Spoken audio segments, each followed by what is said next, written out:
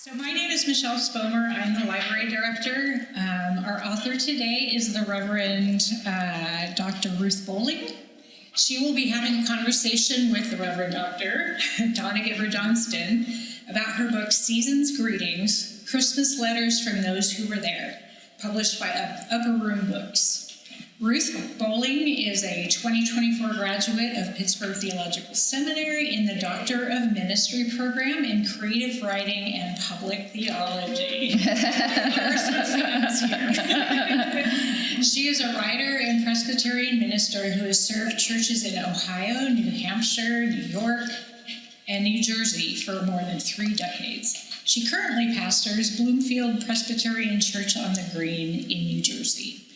Ruth is a past recipient of the Alfred P. Klossler Sermon Award and is the co-author of the best-selling A Children's Guide to Worship and author of Come Worship With Me, A Journey Through the Church Year. And for those of you in person, some of those books are on display just around the corner. Season's Greetings began as a labor of love for her congregation in Bloomfield and grew into a book during her DMin program. The Reverend Dr. Donna Giver-Johnston is director of the Doctor of Ministry program at Pittsburgh Theological Seminary and joined the seminary in 2023. I hope I got that right, okay. She is an ordained minister of Word and Sacrament in the Presbyterian Church, PCUSA, with more than 20 years of experience in pastoral ministry. She is also an experienced theological educator and writer. Her areas of expertise include homiletics and liturgics, practical theology, feminist scholarship, and theological education. Dr. Giver-Johnston earned an MA and a PhD from Vanderbilt University, both in the field of religion and specifically in homiletics and liturgics. She also has a certificate of teaching from the Vanderbilt University Center for Teaching. Let's see, Dr. Giver-Johnston has authored many journal articles and book reviews, as well as 3 books. So, some of you are used to this. Before we get started, I have just a few housekeeping matters. First, you found on your chairs links to bookshop.org and Amazon if you'd like to purchase her book.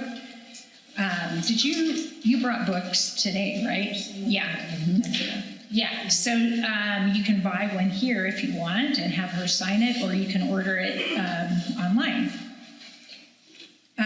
Let's see, also we will provide a link to an online subject guide developed for this book talk, which includes books, journal articles, and websites that will help you explore this and related topics.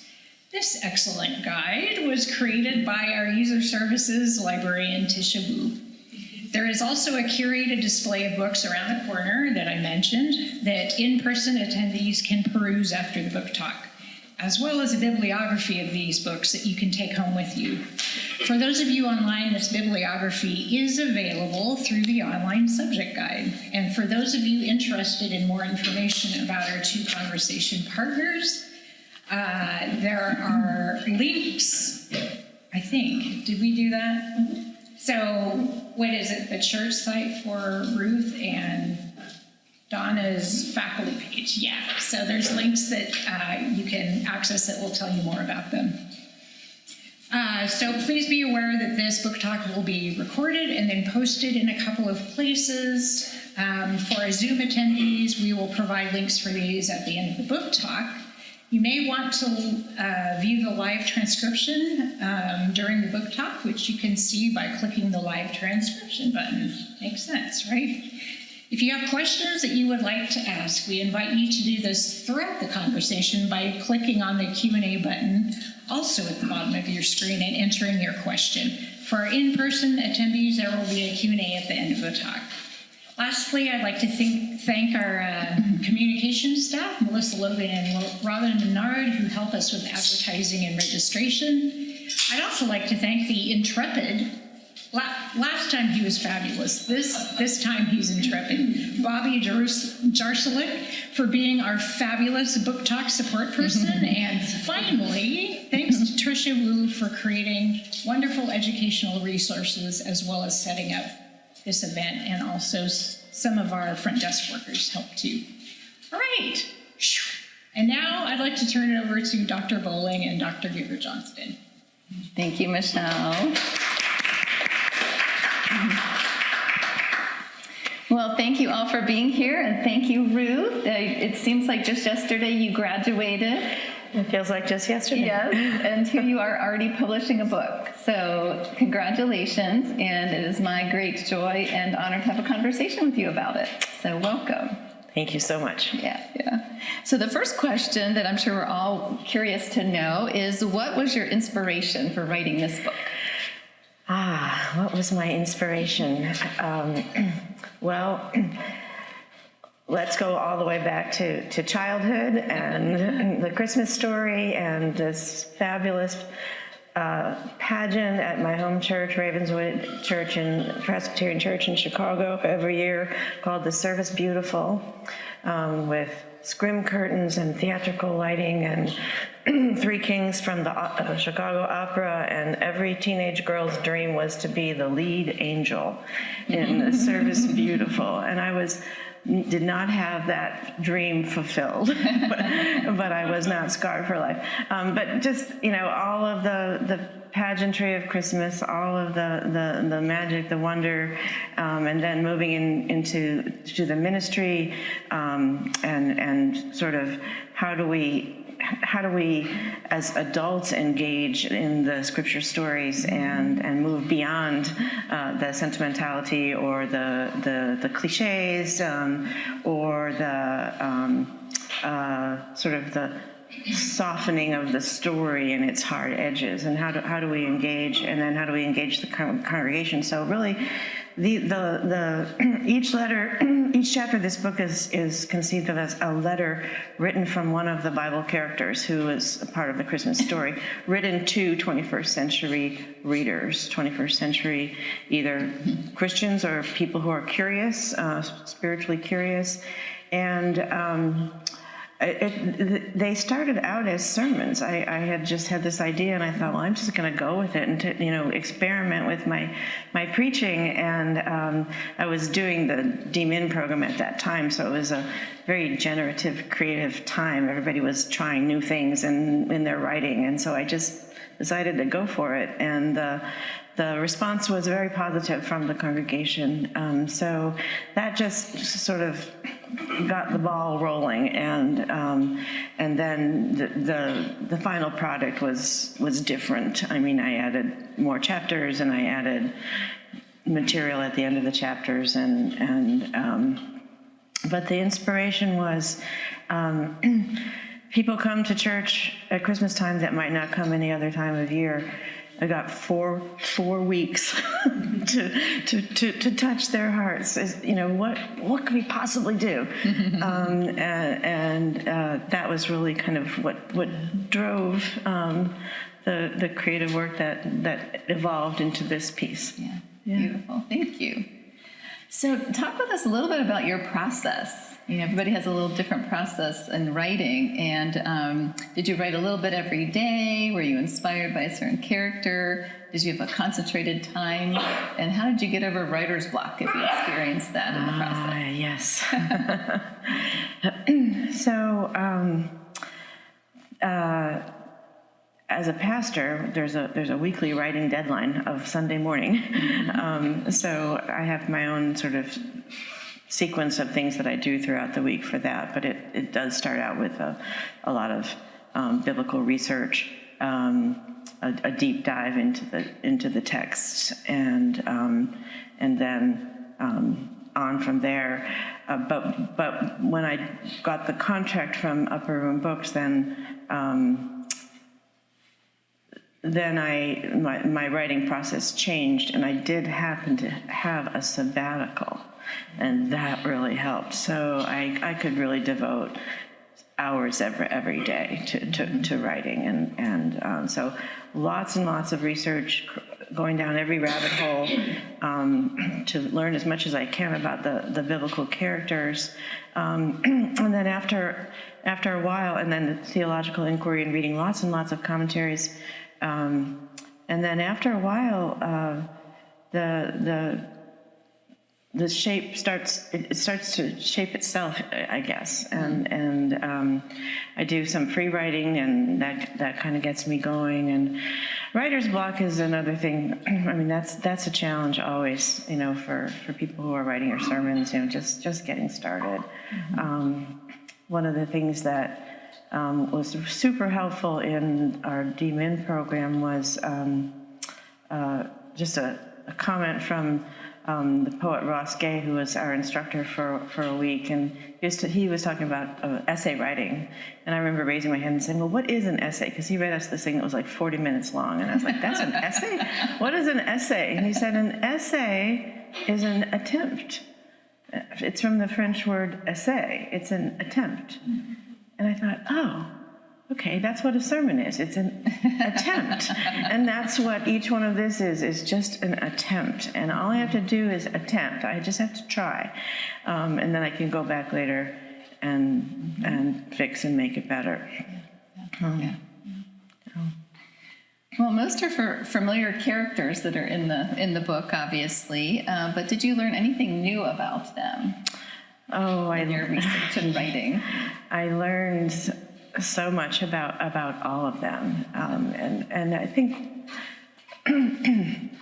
yes, they're all very familiar. But to stop and just pore over the text like you might do a close reading of a poem. Any English majors out there, just really studying who does what, who says what don't they say, who's there, who's not there, what is mentioned, what is left out. Just kind of going through all of those exercises, the characters really start to show themselves in different ways.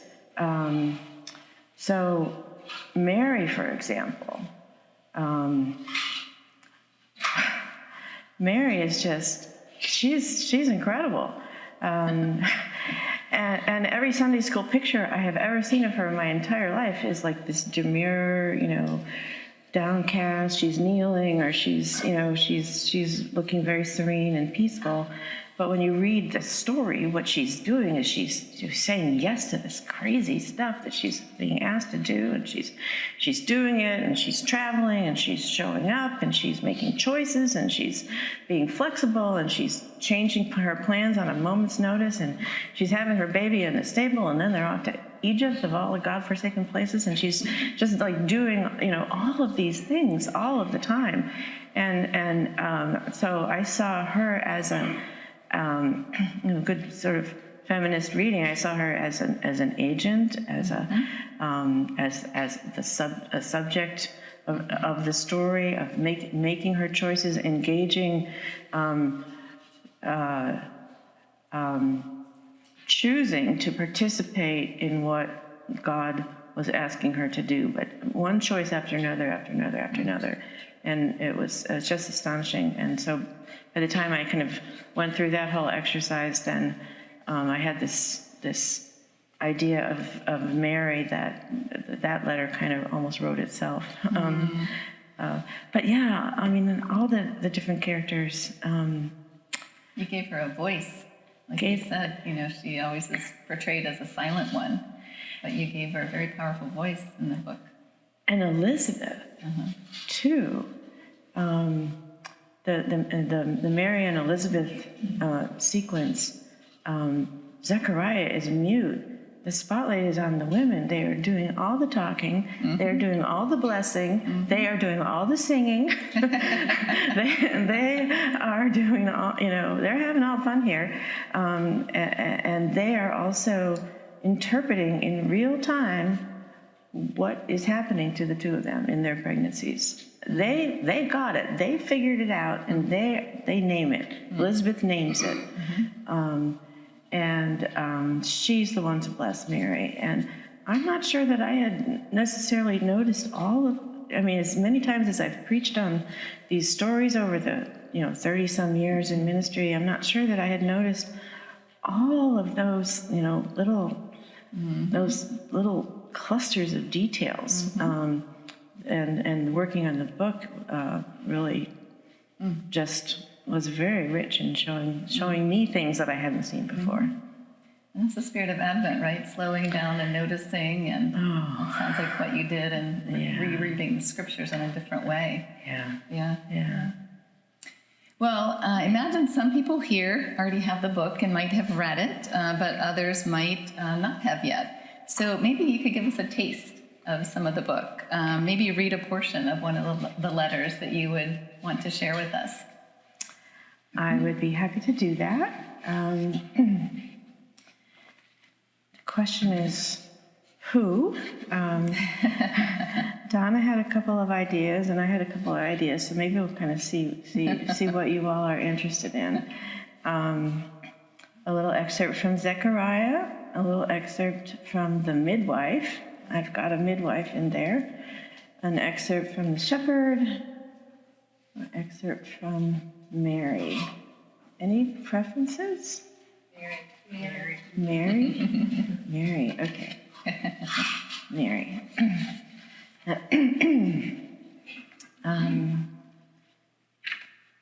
So her letter is called Bring It.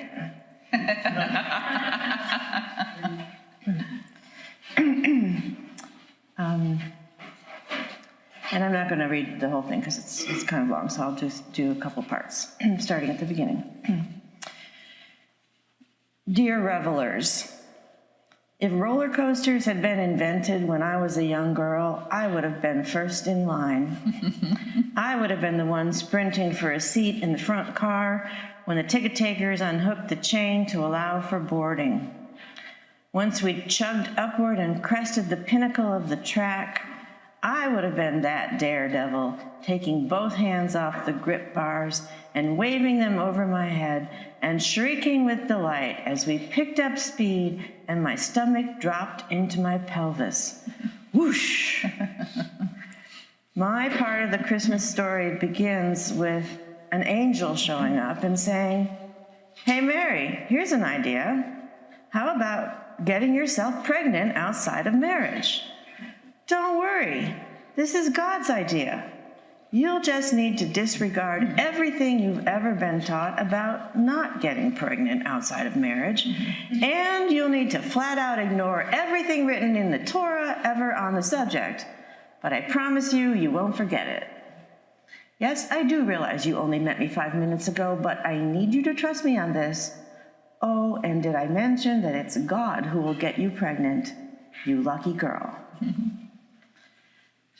After guarding my virginity as fiercely as a girl my age was expected to, I should have given the angel a firm no on the spot. You know, stranger danger and all that. To do otherwise would be the ruin of any young woman, but especially me, dirt poor, with zero connections to people in high places. But I said yes, and with that, the angel unlatched the chain and personally ushered me to a seat in the front car of the wild ride that would be the rest of my life. Actually, I didn't say yes to the angel. My exact words were, "Here am I, the servant of the Lord." And I want to make sure you see what I did there. Here am I is what important men in the scriptures always say when God gives them important work to do. What a thrill to hear those words coming out of my own mouth, the mouth of a woman. I was Moses in the wilderness, startled by a burning bush. I was young Samuel, sleepless after 3 dreams in a row where God called him by name. I was Isaiah in the Holy of Holies with seraphs winging about overhead, bringing burning hot coals to my lips. Really, I was just me being me, just Mary, bolted to the ground in the wonder of the present moment. Remember, I was engaged to Joseph and therefore honor-bound to save myself for him. Somehow, I had the nerve to consent on the spot to this new plan of having God's baby. "Here am I announced confidently. becoming at that moment the first woman in Scripture ever to talk to God in that manner, using those exact words. Here am I. Here am I said, taking my hands off the grip rails of my obscure life and the permanent underclass of my gender, so that I could yield to God as no woman had ever done before in human history. Let it be with me according to your word. Whoosh.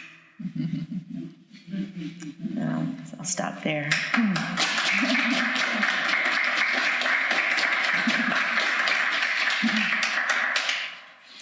Ruth, I wondered if you could read a little bit of Zechariah, the chapter on page 43. Yes. Just a little, just to give us because you mentioned this earlier about him being mute and the women doing the talking. So starting with the paragraph halfway through, in any case. In any case. And then finishing up over on page 44 where it says God's enduring grace. Okay, so this starts where he's been musing for a little bit about why God would have made him mute. What was it about his question? That there have been all kinds of other questions asked by people in the scriptures and questions asked all the time in the Psalms. Why was he made mute for this particular question that he asked? But then he goes, in any case, Christmas made me quiet for a change. Remember, so he was a priest, right? And from a long line of priests. And so he would be, I portray him as somebody who was never at a loss for words. Okay. So he says, in any case, Christmas made me quiet for a change. I'd never been at a loss for words before, but now I could offer none. No suggestions, no learned commentary, no quotations from the Torah. A funny thing happens when all you can do is observe and listen. What happens is you do observe and you do listen. I want to describe it all for you exactly as I remember it. The moment Mary arrives at our door singing out her greeting. The wordless, knowing look that passes from one woman to the other. The way my dear Elizabeth's hands darts to her belly and rest there. The eloquence with which she then speaks. Blessed is she who believed there would be a fulfillment of what was spoken to her by the Lord. Each word uttered as if she, not I, were the priest in the family. As if the authority to speak on God's behalf resided in her. Then the younger's reply, as she shared an even greater prophecy. My soul magnifies the Lord, and my spirit rejoices in God my Savior, for he has looked with favor on the lowly state of his servant. He has come to the aid of his child Israel in remembrance of his mercy, according to the promise he made to our ancestors. Mute though I was, my jaw dropped. Part of me wanted to snap at them both, wanted to instruct them not to say another word and scold them for presuming to speak as only men were permitted. Another part of me wanted to drop to my knees, ask for a blessing, and ordain them both to the priesthood then and there. I could do neither. And so God kept the spotlight where it belonged, on them. My original question to the angel, how will I know, answered itself. In the strangest of role reversals, my wife and her young kinswoman became my teachers. When at last my voice was restored, all I could do was confirm and amplify everything they had already said to connect their pregnancies with God's enduring grace. When I could finally talk again, I spoke more than I knew. And for a know-it-all like me, that is saying a lot.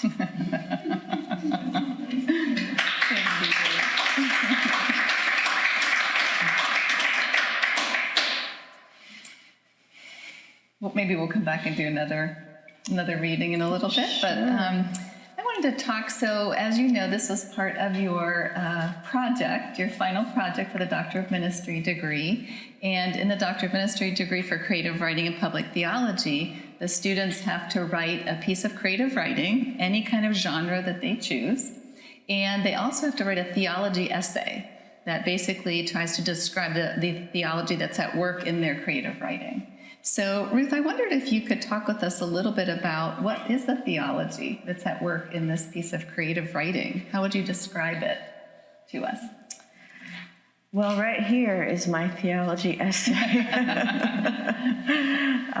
which was easily the most difficult part of the DMIN program for me. The other parts came more easily, and I'm so grateful.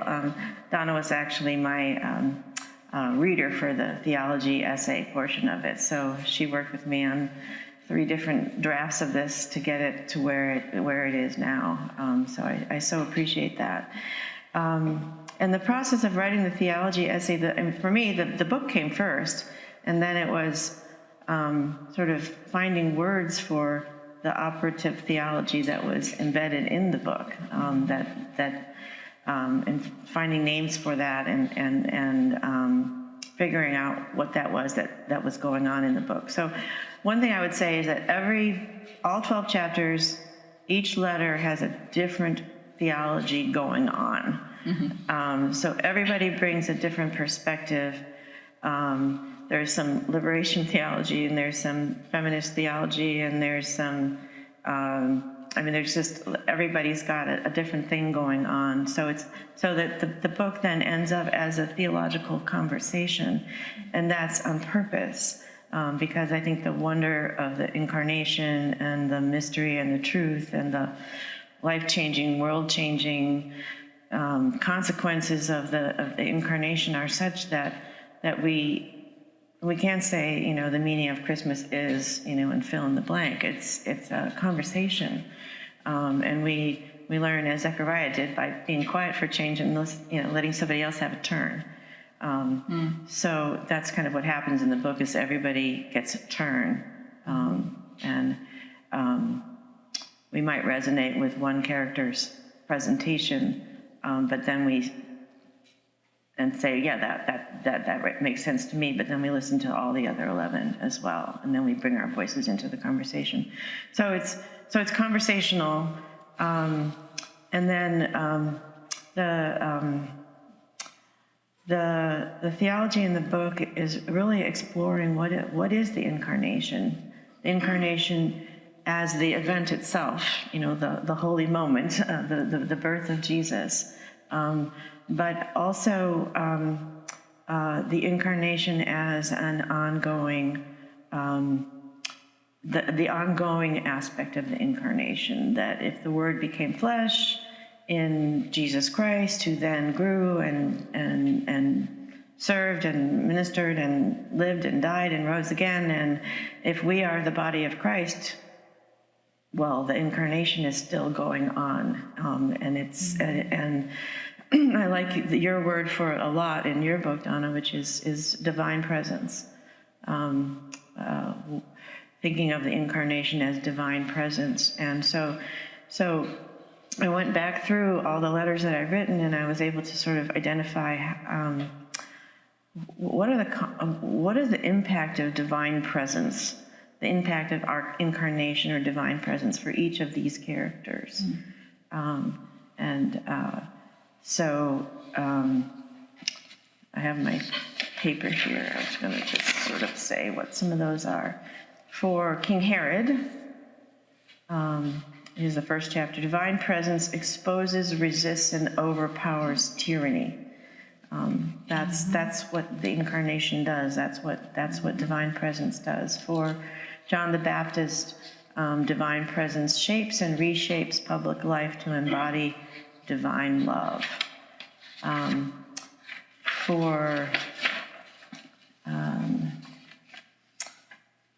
For others, the incarnation revolutionizes their view of themselves in the hierarchy of the world. So the shepherd, for example, would be one who revolutionizes his view of himself. But I think also you could see that operating in the sequence about Mary and Elizabeth, and in those characters as well.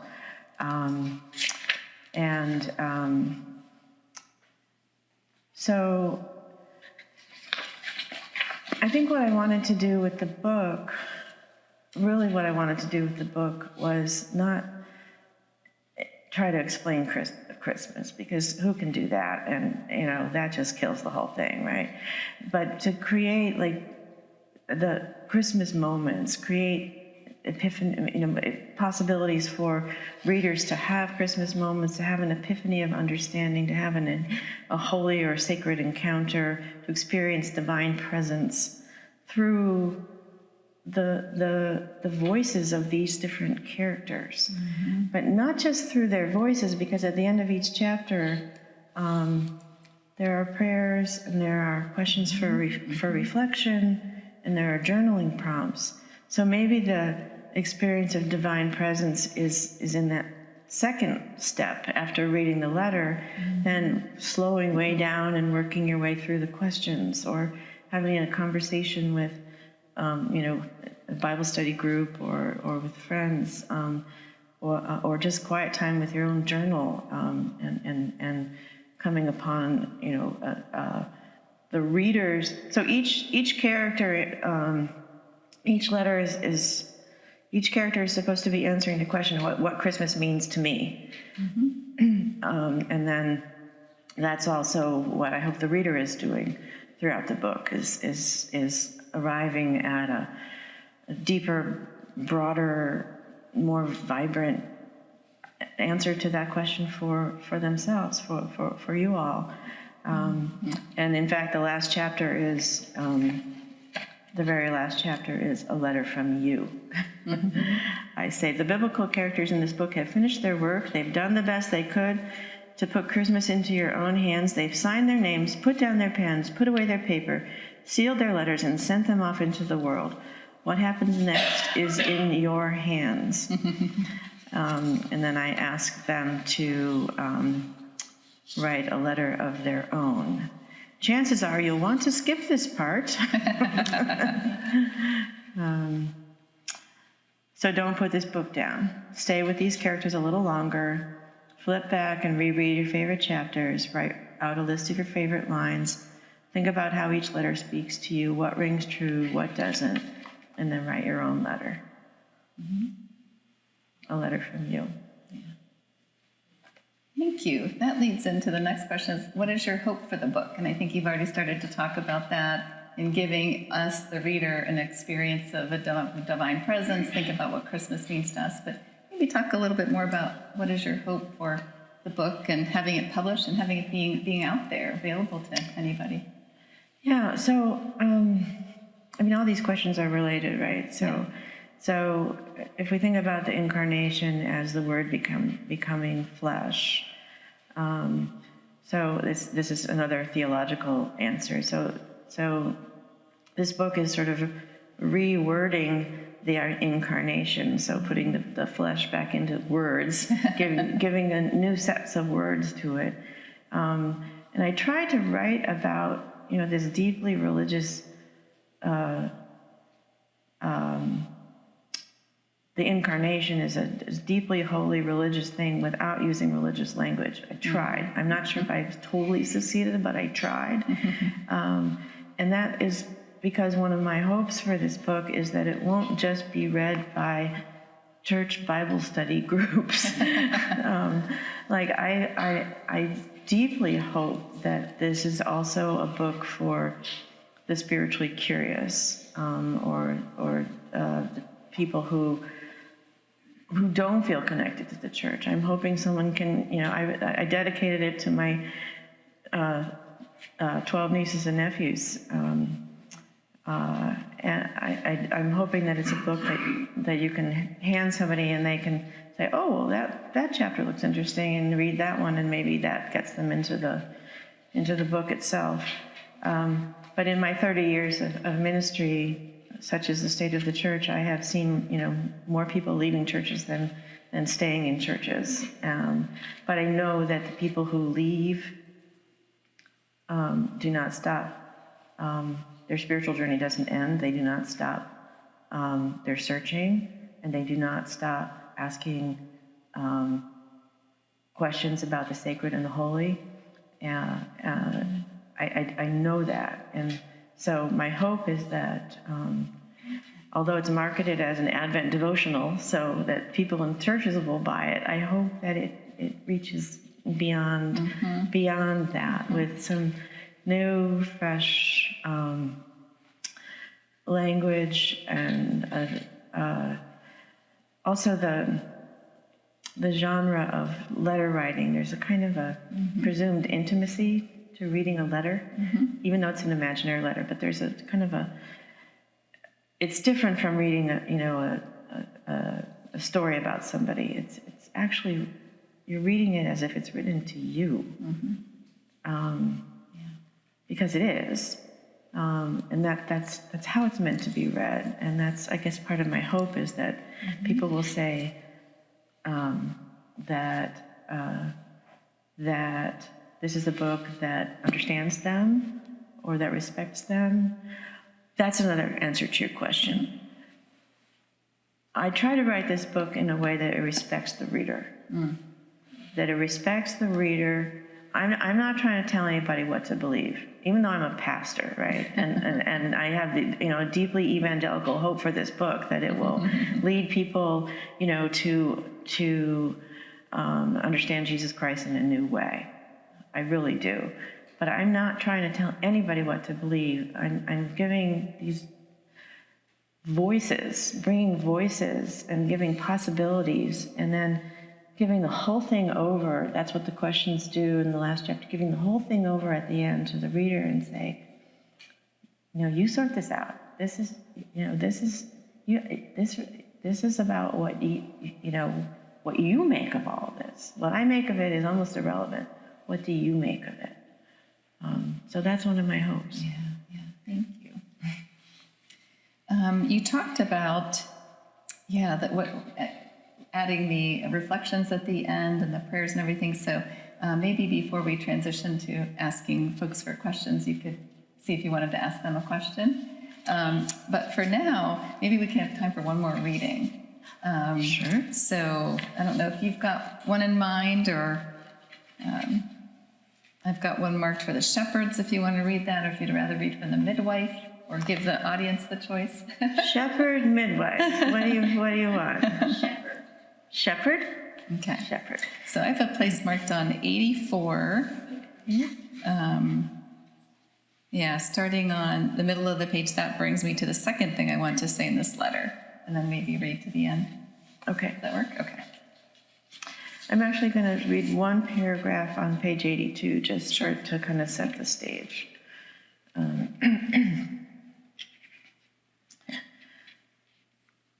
What Christmas means to me, numero uno, is that God doesn't ignore us poor people the way everyone else does.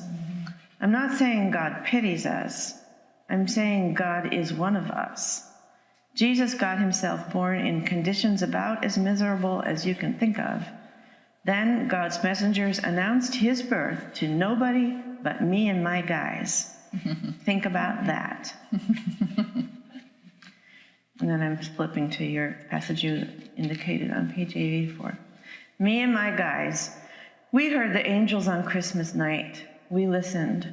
We sprinted into town, found the stable, and saw the child sleeping in the manger with our own 2 eyes. We saw him there, all red and wrinkled, surrounded by chickens and goats. He could have been one of our babies. That's how poor he was, and how magnificent. We stuck around, we stared, we shifted from one foot to another. We rubbed our hands together and blew on them to stay warm. We were waiting to see who else would show up. We figured the angels had been rushing around telling the whole world. We expected a crowd, but no, nobody came. It was just me and my guys. Go figure. I studied that baby till I memorized him. The Savior, the Messiah, the Lord. That's what the angel called him.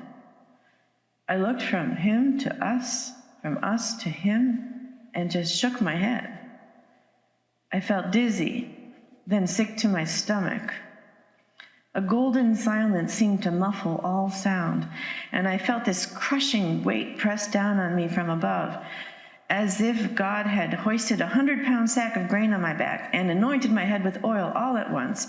That's when I knew that what I'd been looking at wasn't for my eyes alone. What me and my guys heard that night in the fields wasn't for our ears only. If we said nothing, no one would know. But if we talked, who would believe us? My mind raced. If one of those big cedar trees falls to the forest floor in Lebanon with no one there to hear it, does it make a sound? If an angel appears to a bunch of poor shepherds with a divine message, and those shepherds fail to tell a single other human soul, would that message get through? Duh, no, obviously not. But why would God give such important information to a no-name like me? Who would take my word for something so earth-shattering? I looked at the baby some more. A gray dove above me flapped its wings, cooed, then resettled to roost. A mother goat bleated for her kid, and still the boy slept on. I couldn't take my eyes off him until they blurred with tears. Then I was trembling, shaking all over. My staff clattered to the floor, my legs gave out, and I fell to my knees for another birth. Mine. There in the cold, in the damp, in the dark, God made something more out of me than a scoundrel and a shepherd. He delivered me, is what I'm saying.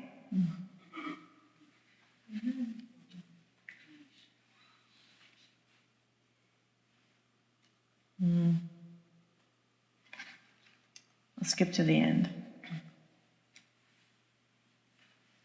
Just think what could have happened if me and my guys had kept our mouths shut. Would you or anybody else know that Jesus is called Savior, Messiah, and Lord? Would you know that his birth was good news of great joy for all people, or that he came in peace to bring peace? Would you know to not be afraid? Would you or anybody else know how much Jesus, God in the flesh, respects and trusts poor people? People who half the time nobody bothers to respect or trust at all? So don't be keeping your mouth shut either, is what I'm saying. Whoever you are, whoever you aren't, don't think for a minute that you and your choices don't matter to God. Your voice counts for something. You gotta believe me on this, and you gotta get yourself ready for whatever job God throws your way. Then do what you have to do, even if you think you're the least qualified person in the world for the task, even if they call you unreliable or irresponsible or worse. Say what you have to say, even if you're sure no one will listen. Take me, for example. I never thought anyone would listen to me, but here you are, listening. Thank you for that. Merry Christmas. Yours truly, a shepherd.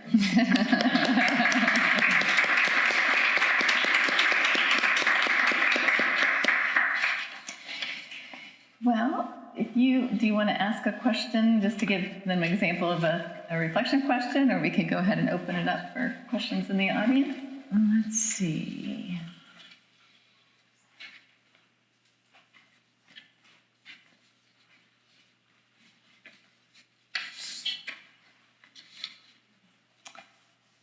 Well, the first question for reflection that I have for the shepherd piece that I just read, the title in the book, the title for his letter is Nobody Important. So the question is, the title given to the shepherd's letter is Nobody Important. What does this title mean to you? What themes does it highlight? What questions does it raise? So that's a question. The title, just those two words together, nobody important. What's going on with that? That's what's, Might be the upside down world of Christ. The upside down world of Christ. That he lives as opposed to our material world. yeah. That's what's so wonderful about having those questions, because it makes you slow down and, not just read the letter and move on to the next one, but I think your invitation is for us to linger over some of the questions, the prompts, just to kind of let the words sink in a little bit more, so it becomes an experience for us as well. Yeah. Absolutely, and there's so many ways to read the book. You can just read the letters if that's what you like. You can read the letters and slow way down and spend a whole lot of time after, with that end of chapter material. You can read them in any order you want. I've had friends writing, do we have to read them in the order that they're... No. Why did you put them in that order? Well, it was complicated. I had to come up with an order, and this is the one I came up with. So just, read it however you want. Yeah. Well, why don't we open it up to you all here online or here in the library? Does anybody have a question for Ruth? I'll start us off with just a comment from Zoom folk here. Donald Gerald says, "Congratulations, Ruth, on going into a second printing." Oh, that's big. Thank you. Congratulations.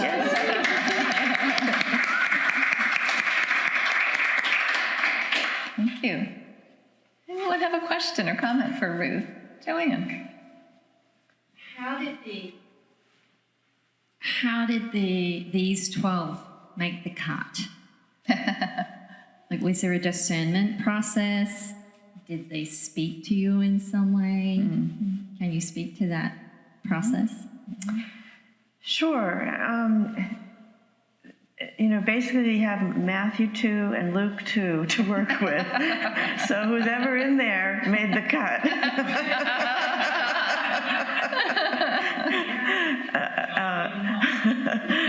And then I added Isaiah of Jerusalem. So I had to think about which Isaiah, because we all know seminarians, there's 3 Isaiahs. So I chose Isaiah of Jerusalem. We all read Isaiah's prophecies during Advent, and so I saw this as something that would be read during Advent. So Isaiah made it in. And then the 2 characters who are not actually in the scriptures but are in this book are the innkeeper and the midwife. And I put the innkeeper in because the innkeeper is commonly in a lot of our pageants and live nativities, and my husband is always the innkeeper at our church's live nativity, and he complains about how hard it is to open the door, shake his head, and close the door again. his big moment in the spotlight. So we always put an innkeeper in there, and the innkeeper is kind of a cipher of a character. Like, depending on who's wrote the pageant, the innkeeper is either this jolly old fellow with a pot belly and very welcoming, or he's a surly mean guy, and so I that's how I worked with him in this chapter. Is he's not going to tell you who he is. We're not friends. He's an essential worker, and he's keeping his distance, but he's got something to say. But then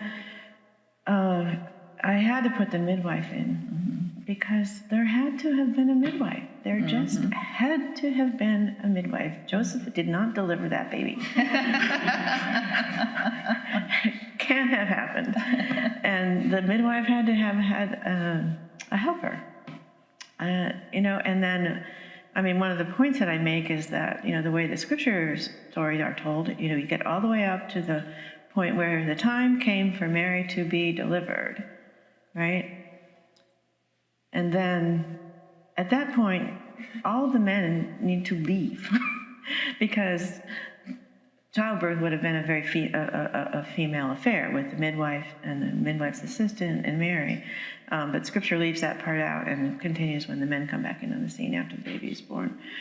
So that's part of the sort of the feminist where I bring who I am. Well, who I am is all throughout this, but I wanted to give voice to someone who would have been there, but who didn't get into the scriptures. So that's. We have another comment from online. Okay, in the great. Meantime. Sure. This is from Anne-Marie Mingo, one of our faculty. I love the creativity of reading Jesus' birth story through these various lenses. Yeah, great. Thank you. Oh, also back to your question, Joanna, there's a letter from Jesus in here too. So that was, I wrestled with that one. I was like, how can I possibly put words in Jesus' mouth other than the ones that we already have? And then I went with it because I had a particular angle that I felt was important and was consistent with everything that Jesus actually said, and would add a dimension to the book that I wanted to be there. Yeah. That's a love letter. A love letter. Love poem. A Yeah. love poem. Yep. Anyone else have a question or comment?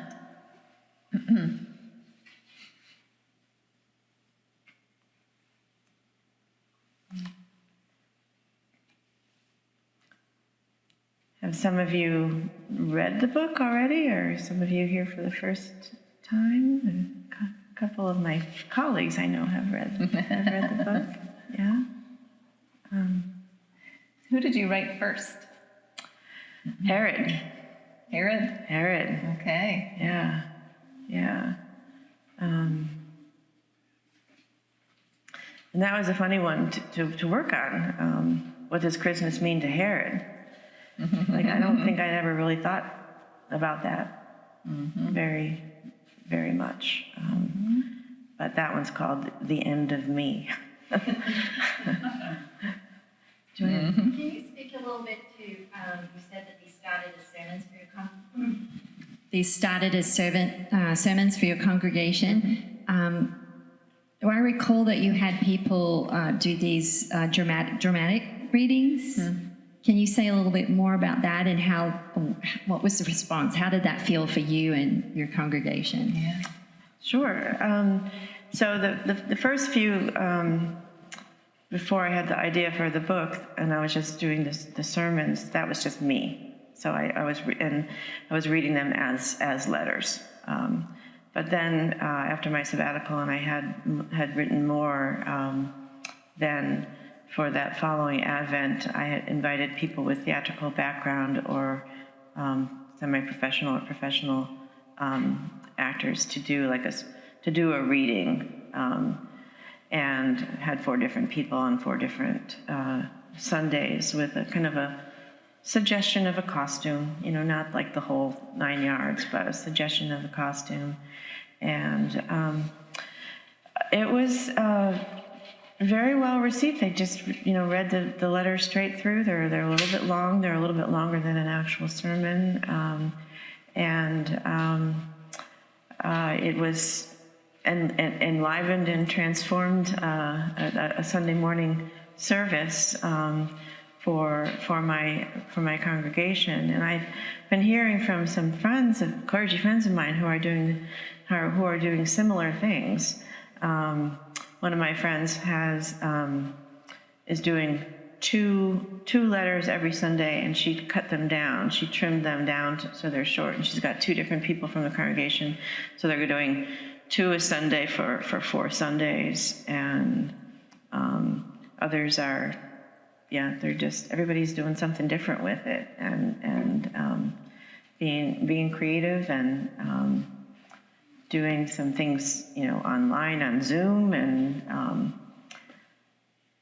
decorating their chancel. Katie Calloway, and John Calloway, who were in our D-Min cohort, when they are going to do the Mary chapter, they ordered this little mini roller coaster that they're going to put in the front of their sanctuary as a visual. And in the Isaiah chapter, he talks about he's all doom and gloom about climate change and uses the phrase canary in a coal mine. So when they did Isaiah, they had a canary in a bird cage, and they had some coal on the table. And anyway, they're having like a lot of fun pulling images out of the stories and turning those into visuals for the front of their sanctuary. And then another friend was like bringing in music. She did Elizabeth. And then the Carole King song, I Feel the Earth Move Under My Feet. Joseph, in the Joseph chapter, he refers to the REM song, It's the End of the World. It's the end of the world as we know it, and I feel fine. So she had the REM song when Joseph comes out. And everybody's doing like different fun things with it, which I love. That must delight you. It does. It delights me. I'm like, oh, I got to see that. You know, it starts at minute 35, so I go. You know, I'm not getting much sleep because I'm watching what different people are doing with the letters in the book. Wonderful.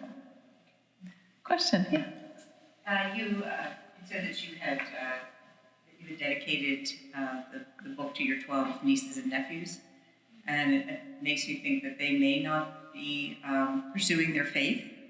I don't know if that's true or not, but I guess I'm wondering, of the people that you know that have read the book that may not be kind of regular churchgoers, or I just wondered what kind of response have you gotten?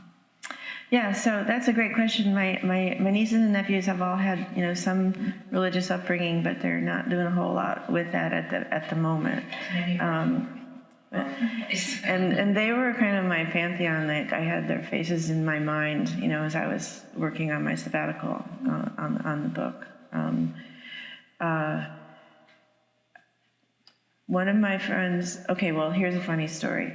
The editor told me that when he got the book proposal on his desk, he said, when I first saw it, I thought I was going to hate it.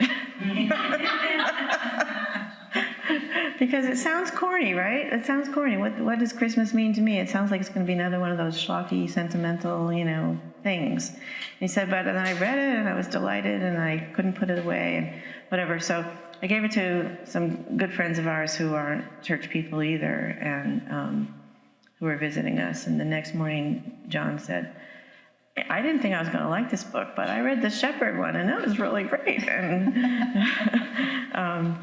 then gave a copy to a couple of other friends of ours who are Jewish. Just they're dear friends, and I wanted them to have one. And Marnie wrote a review on Amazon, and she said, when I was given a copy of this book, my first thought was, as a Jew, this really isn't my thing. But she said, but then I read it and I was delighted, or whatever. You can read the review on Amazon. But she read the whole thing and she wrote a review. So I think that, and it's accessible in the sense that like the person doesn't have to read the whole thing to get into it. They can just like read whatever the chapter is that most interests them, and that gets them into the book itself. So I don't know, jury's still out. I'm only mainly hearing from my clergy friends right now. But we'll find out. Waiting for my nieces and nephews to read theirs. They got them at Thanksgiving. Did you have one more? We have time for one more? Sure. Okay, another one from online. This is from Juliana. She says, perhaps you could speak on your writing process when it comes to writing a devotional. I would assume that receiving religious inspiration is different than receiving creative inspiration. Religious inspiration is different in that we must consult God to make sure our words line up with His will. Could you speak a bit about your process? Yeah. So, as with, preparing a sermon, it's a prayerful, soulful process that for me starts with the scriptures and, as I said earlier, a deep dive into what's actually going on and what's actually being said, and consulting commentaries and such. For this particular book, I guess it really is a work of creative writing. So it's different from, the speaker asked about writing a devotional, and that's a slightly different thing. This is marketed as a devotional, but I think of it as a piece of creative writing that deliberately brings imagination into the work, and uses literary tools, plot and voice and character development and luminous details and things like that that you look for in a engaging piece of writing. So that was a big, part of what was going on here as well, in service to the larger truth of what I was going for in each of the letters. It was kind of a back and forth, and then also like a deep awareness of what am I bringing to this? What are my biases that I'm bringing to this? And recognizing that I can't write a book that doesn't have me in it. There's no value to trying to be objective here. We all experience the incarnation for ourselves. I mean, it's our experience. So I'm unapologetic about how much of me is in here. It is, but over to the reader to figure out. So I guess back to the question of the speaker. As I said earlier, and I would just underscore that in this book, I am not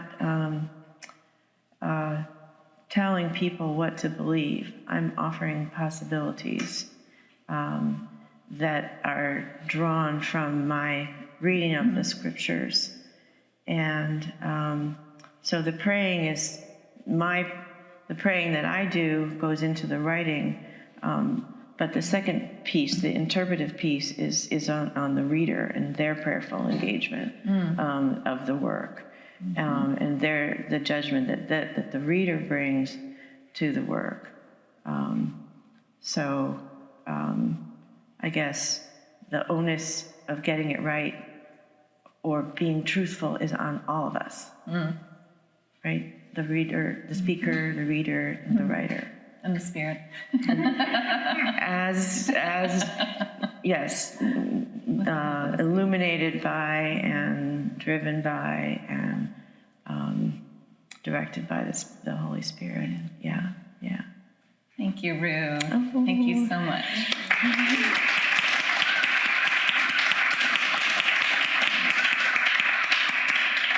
Well, regrettably, this evening has come to an end. Thank you so much to both of you. What a wonderful book to help us maybe see things in a new way this season. Yes. So thank you very much. And thank you for those of you attending online and you in person. Have a wonderful Christmas, I should say Advent and Christmas season. And Ruth's going to sign some books if anybody would like to consider Don't books. forget, she's got some books with her, and she will sign them, or the ones that you have. So thank you. Thank you so much. Thank you.